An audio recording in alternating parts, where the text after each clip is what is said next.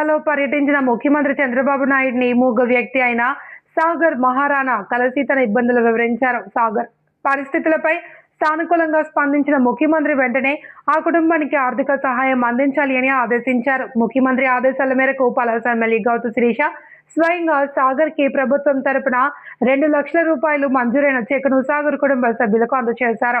కష్టకాలంలో తమను ఆదుకుని ఇచ్చిన మాట ప్రకారం సహాయం చేసిన ముఖ్యమంత్రి చంద్రబాబు నాయుడు, అలాగే పర్యవేక్షించిన ఎమ్మెల్యే గౌతు శిరీష సాగర్ కుటుంబ సభ్యులు తమ హృదయపూర్వక కృతజ్ఞతలు తెలిపారు. ప్రభుత్వం సామాన్యుల సమస్యలపై ఇలాగే తక్షణం స్పందించి ఆదుకోవడం పట్ల స్థానికంగా హర్షం వ్యక్తమవుతోంది. ఈ అబ్బాయి పేరు సాగర్ మహారాణా. పుట్టుకతోనే మూగ, కానీ ఏ కార్యక్రమాలైనా ఎప్పుడు గతంలో ఉన్న మనం ప్రతిపక్షంలో ఉన్నప్పుడు కూడా ప్రతి కార్యక్రమానికి వచ్చేవాడు, ప్రతి దగ్గరికి వెళ్ళేవాడు. ఎవరు తీసుకొస్తారో తెలియదు కానీ తన సొంతంగా ఒక అభిమానంతో ప్రతి దగ్గరికి వచ్చేవాడు. మా అందరికి తన పేరు కూడా తెలియదు. తన నవ్వుతూ పలకరించే తన మొహం మాత్రమే తెలుసు. అయితే మొన్న మే 16వ తారీఖున చంద్రబాబు నాయుడు గారు నరసనపేట నియోజకవర్గానికి కార్యక్రమానికి వచ్చినప్పుడు ఆయన మీద అభిమానంతో ఇలాగే అక్కడికి వచ్చాడు. ఈ అబ్బాయి వచ్చినట్టు కూడా మాకు తెలియలేదు. కానీ ఆ తర్వాత మరుసటి రోజు రీల్స్ లో చూసి తెలుసుకున్నాము.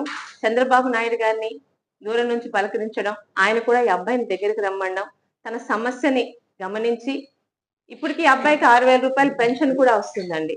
అది కాకుండా ఆయన దయార్థ హృదయంతో ఈ అబ్బాయికి ఏదైనా సహకరించాలని 2 లక్షల రూపాయలు ఇవ్వమని కలెక్టర్ గారికి చెప్పడం, ఈ రోజు ఆ డిపార్ట్మెంట్ నుంచి చెక్ రావడం, ఎంఆర్ఓ గారు ఇక్కడ ఉన్న మా కార్యకర్తలు నాయకుల సమక్షంలో ఈ అబ్బాయికి ఇవ్వడం జరుగుతుంది. చాలా సంతోషం అనిపించిందండి. అడిగినా కూడా ఇవ్వని ఎన్నో ప్రభుత్వాలను చూసాం, కానీ ఈ రోజు తనని చూసి తను ఎవరో కూడా ఆయనకి తెలియదు.